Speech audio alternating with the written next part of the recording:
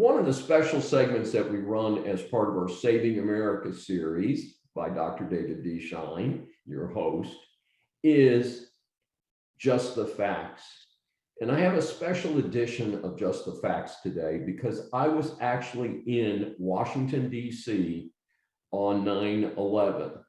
I had attended an early morning meeting in Fairfax County, very near their courthouse, which is on the far western edge of the Washington, D.C. Beltway. And the meeting went well. There was nothing unusual happening. As I walked out of the meeting, got in my car, turned the radio on, I learned that, very sadly, that a plane had crashed into one of the World Trade Center buildings. As I listened, there was a report that a second plane hit.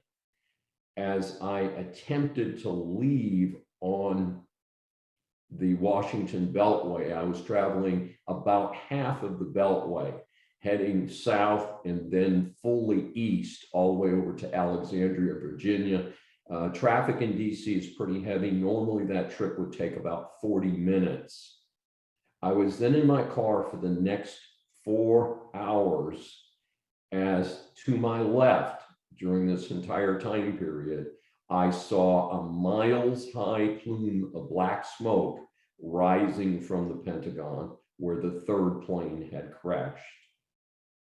And I later found out that because I had taught in the Pentagon about a year earlier, that many of my friends and relatives kindly attempted to reach me to see if I was okay and could not reach me because the cell phone system, of course, again, this is 20 years ago, crashed, and I was isolated in my car. I could not make a call outbound. My friends and family could not call me. That's the least of my worries, of course, because rather horrible things happened. And then, of course, the fourth plane crashed in a field in Pennsylvania. But this is a very, very sad anniversary. And Bidumb and his clowns have made it even worse by surrendering the bed of this starting point. This is where Osama bin Laden in Afghanistan, under the protection of the Taliban, got his Al-Qaeda people together, dreamed up this incredible plot and orchestrated it from afar. And there's been almost no recognition of having gone full circle in 20 years. I understand we have left $80 billion of military equipment there. I have heard no plan by the clowns in Washington, D.C. as to what they're going to do about that. I want that equipment destroyed. We have drones, we have military aircraft.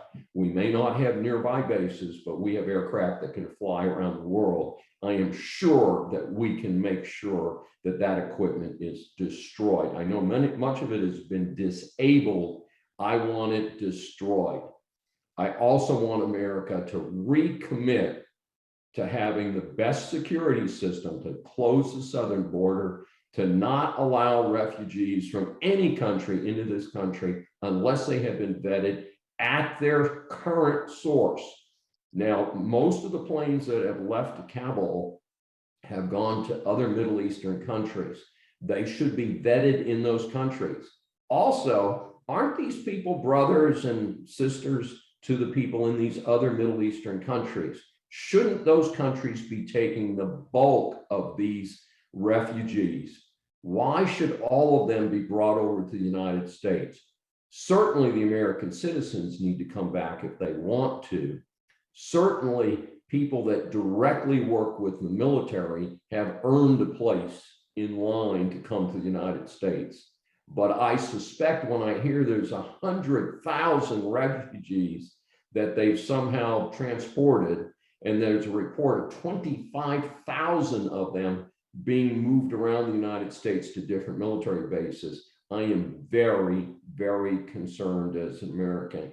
We must recommit that 9/11 will never happen again. And I am not hearing that from Washington.